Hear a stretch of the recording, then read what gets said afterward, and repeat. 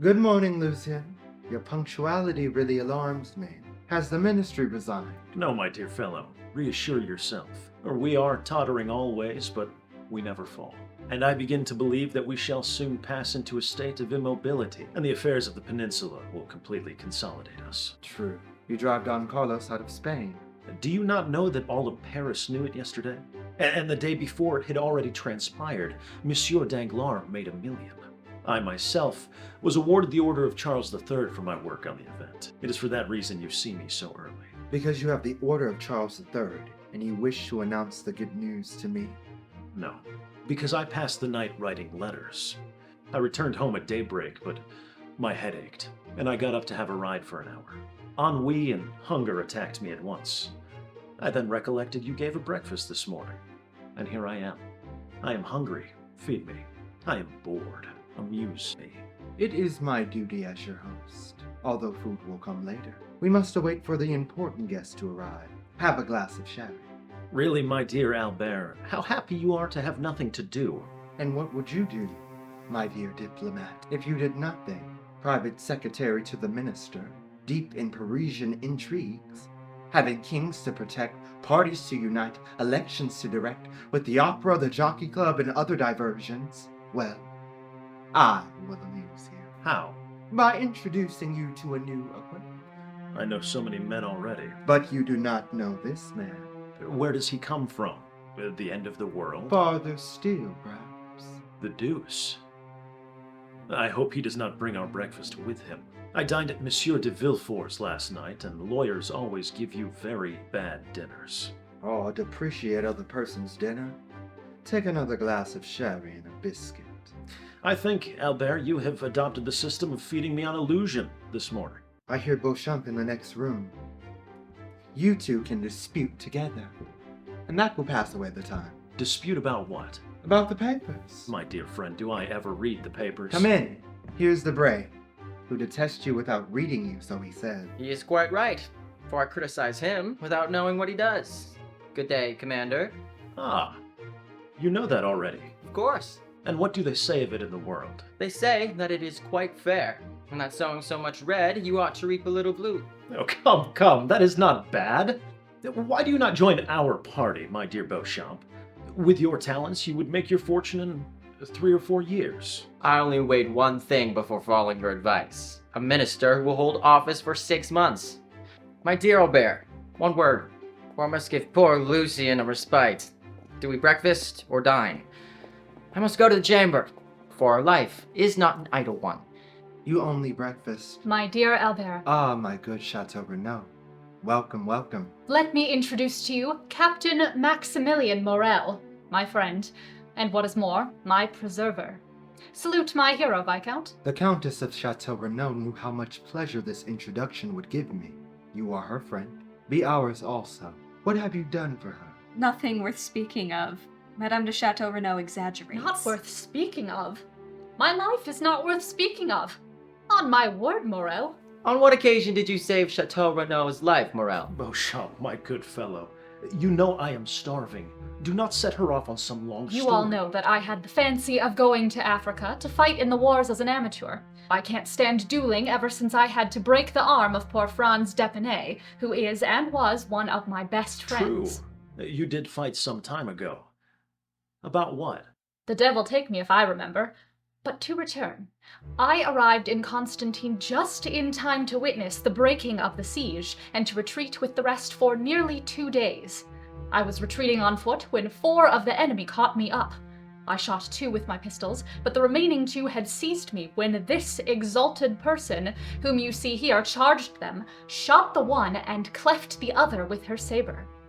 She had assigned herself the task of saving someone's life that day. Chance caused that someone to be myself. Yes, it was on the 5th of September, the anniversary of the date on which my father was miraculously preserved. I always try to be of assistance on that date. The history to which Morel alludes is an admirable one, which she will tell you someday when you are better acquainted with her. Today, let us fill our stomachs and not our memories. Oh, you will give me 5 minutes, Grace. For I also expect a preserver. Of whom? Of myself. Do you think I cannot be saved as well as anyone else? We shall have at table at least, I hope, 2 benefactors of humanity. And where does he come from? You have already answered the question once, but so vaguely, I venture to put it a second time. When I invited him 3 months ago, he was then at Rome. But since that time, who knows where he may have gone. And you think him capable of being exact? I think him capable of everything. Shall I tell you of him? Go on then, for I see I shall not get to the chamber this morning, and I must make up for it with a different article. I was at Rome during the last carnival. We know that. Yes, but what you do not know is that I was carried off by bandits. There are no bandits. Their chief, by the name of Luigi Vampa, told me I would have to pay them 4,000 Roman crowns by morning, or he would shoot me. Franz did come with the 4,000 crowns?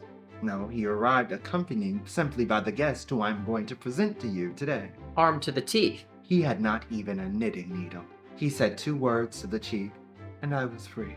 And they apologized to him for having carried you off. Just so. What is the name of this gentleman? The Count of Monte Cristo.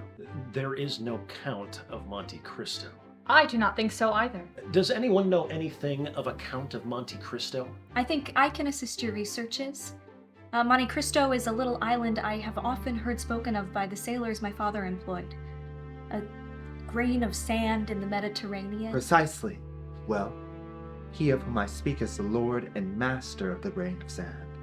He has purchased the title of Count somewhere in Tuscany. He is rich, then. Have you read the Arabian Nights? Poor travelers whose sacks of wheat are actually rubies and diamonds? My dear Albert, what you tell us is so extraordinary. Your Count of Monte Cristo is a very fine fellow, always accepting his little arrangements with the Italian banditti. There are no Italian banditti. No Count of Monte Cristo. There's 10:30 striking, Albert. Confess you have dreamed this, and let us sit down to breakfast. If it is my absence that has delayed your meal, I beg of you all my pardon.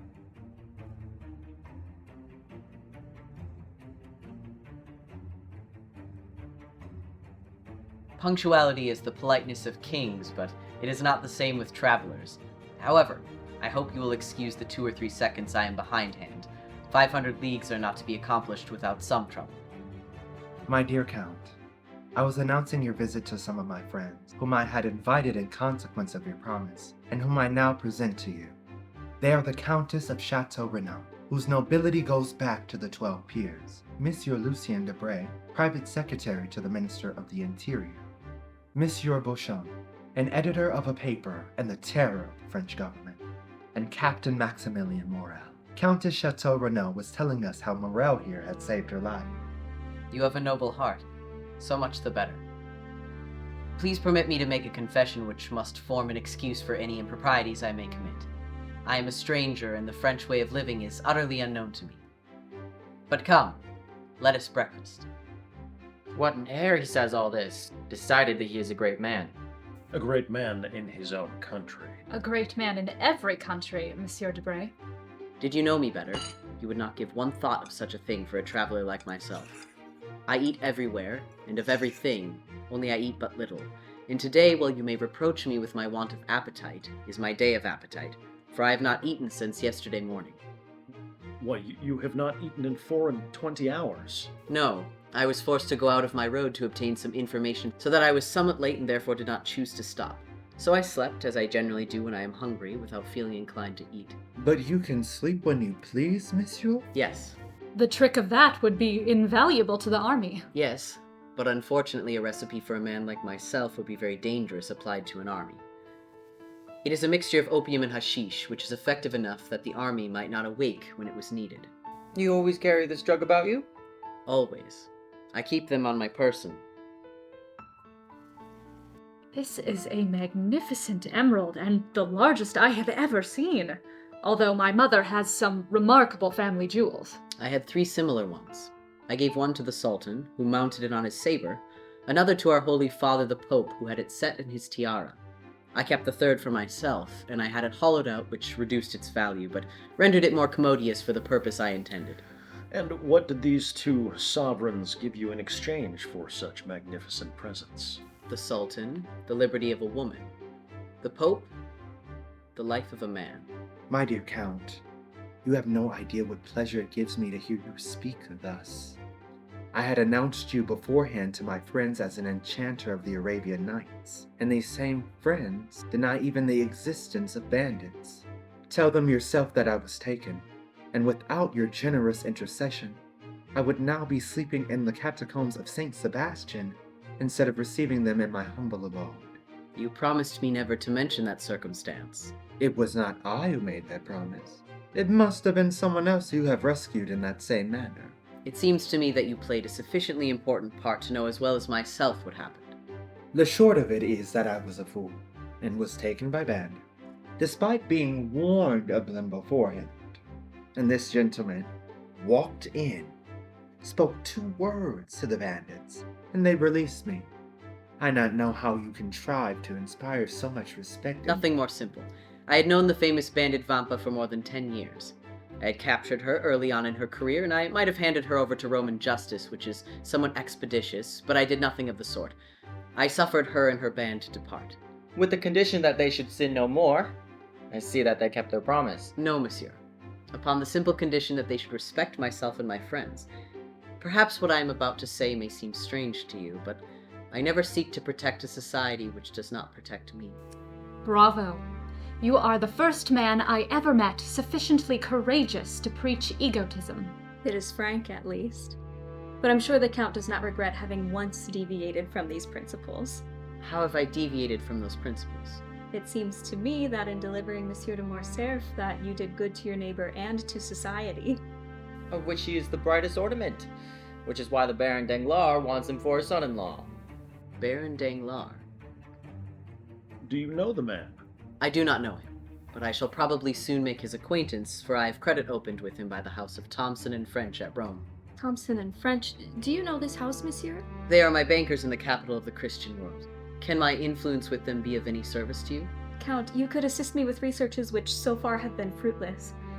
This house in years past has done mine a great service, and I don't know why, it has always denied doing so. I shall be at your orders.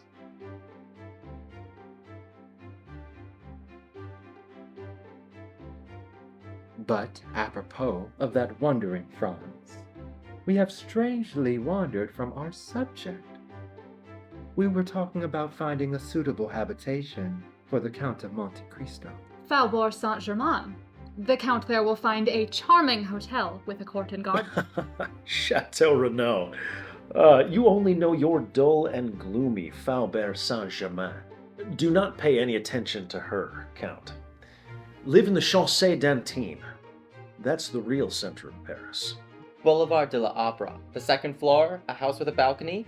The Count will have his cushions of silver cloth brought there. And as he smokes his chabouk, see all Paris pass before him. You have no idea then, Morel? You do not propose anything. I have one, but I had expected the Count would be tempted by one of the brilliant proposals made. Yet as he hasn't replied to any of them so far, I will venture to offer a suite of apartments in a charming hotel, which my sister and her husband have inhabited for a year. You have a sister. Yes, monsieur, a most excellent sister. Thanks. And I shall content myself with being introduced to your sister and her husband, if you will do me the honor of introducing me. But I cannot accept the offer of any one of you, since my habitation is already prepared.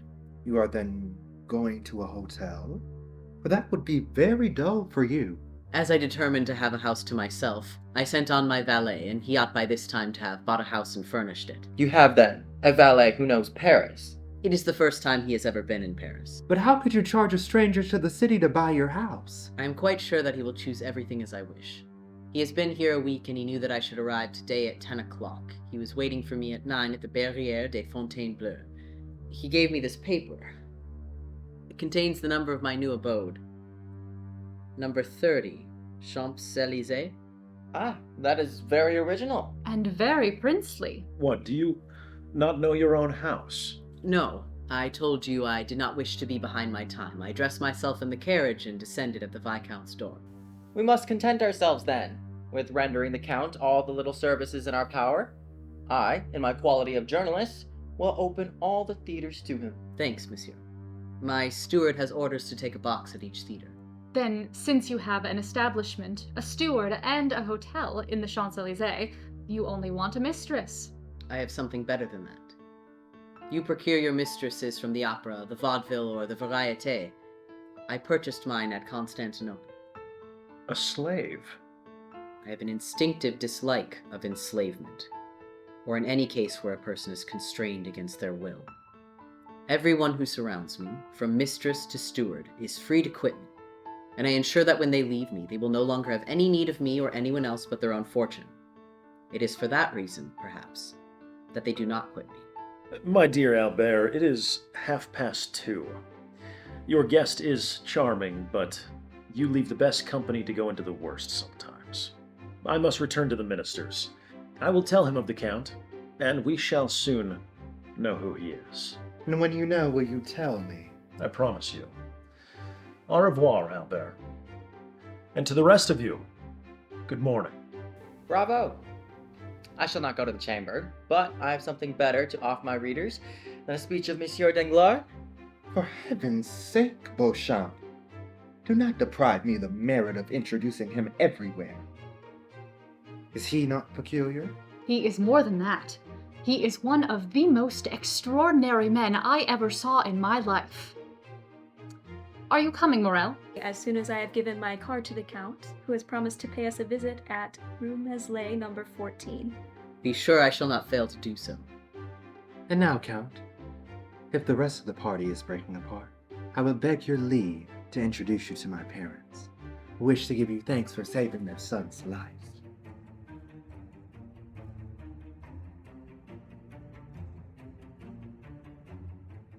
Father, I have the honor to introduce you to the Count of Monte Cristo, the generous friend who I had the good fortune of meeting while I was in Rome. You are most welcome, monsieur. And monsieur has rendered our house, in preserving its only heir, a service which ensures him our eternal gratitude. The Countess will arrive soon, I believe, and will give you thanks at least equal to my own. It is a great honor to me to be thus, on the first day of my arrival in Paris, brought into contact with a man whose merit equals his reputation. You have many military honors, I believe, monsieur, if not the rank to match them. Well, the rank would have been forthcoming, I believe, if I had continued on in the service, but I've hung up my sword and cast myself into politics. In the 20 years in which I served, I always wished to do so, but I had not the time. This is uncommon. To gain your promotion as an obscure soldier step by step, then, having achieved the heights, cast yourself into a second apprenticeship with no hope other than being useful to your fellow man. And if we had awards and honors for those not in the service, I feel I must insist on presenting one to you, who saves wayward sons so easily. Oh, Father, it is clear that you do not know the Count of Monte Cristo. He despises all honors, and only contents himself with those written on his passport. That is the most just remark I have ever heard concerning myself. You have been free to choose your career, and you've chosen the path strewed with flowers. Precisely, monsieur. If I did not fear to fatigue you, I would take you to the chamber. There's a debate there that is very curious to those who are strangers to our modern senators. I shall be most grateful, monsieur, if you will at some future time renew your offer. But I have been flattered with the hope of being introduced to the Countess, and I will therefore wait. Ah, here she is. Are you ill, mother? Oh, good heavens, madam, are you ill? Is it the heat of the room that affects you? No. But I feel some emotion on seeing for the first time the man without whose intervention we should have been in tears and desolation. Monsieur, I owe to you the life of my son, and for this, I bless you. Madame, the Count and yourself recompense too generously a simple action. To save a man, to spare a father's feelings, or a mother's sensibility, is not to do a good action, but a simple deed of humanity. It is very fortunate for my son, monsieur, that he found such a friend. I thank God that things are thus. Madam, I have already made my excuse to the Count for quitting him, and I pray you do so as well. The sitting commences at 2. It is now 3, and I am to speak. Go then. And monsieur and I will strive our best to forget your absence. Monsieur, will you do us the honor of passing the rest of the day with us? Believe me, madame, I feel most grateful for your kindness. But I got out of my traveling carriage at your door this morning, and I am ignorant how I am installed in Paris. We shall have the pleasure another time. You promise that? I will not detain you, monsieur. I would not have our gratitude become indiscreet. My dear Count, I will endeavor to return your politeness at Rome, and place my carriage at your disposal until your own is ready. 1,000 thanks for your kindness, Viscount. But I suppose that Monsieur Bertuccio has suitably employed the 4.5 hours I have given him, and that I shall find a carriage of some sort ready at the door. Monsieur, I do not ask you to accompany me to my house, as I can only show you a habitation fitted up in a hurry, and I have, as you know, a reputation to keep up as regards to not being taken by surprise. Give me, therefore, 1 more day before I invite you. I shall then be certain not to fail in my hospitality. Madame? Monsieur. My dear mother, you are really ill. And just now were so pale when you came into the room. Yes, I do remember. What is this name of Monte Cristo? Is it a family name, or the name of the estate, or a simple title? I believe, mother, it is merely a title. The Count purchased an island in the Tuscan archipelago and takes it for his name. And what do you suppose is the Count's age? 35 or 36. So young. It is impossible. And has this man displayed a friendship for you, Albert? I'm inclined to think so. Albert, I have always put you on your guard against new acquaintances. I repeat to you, Albert, be prudent. What have I to fear from him? You are right. And my fears are a weakness.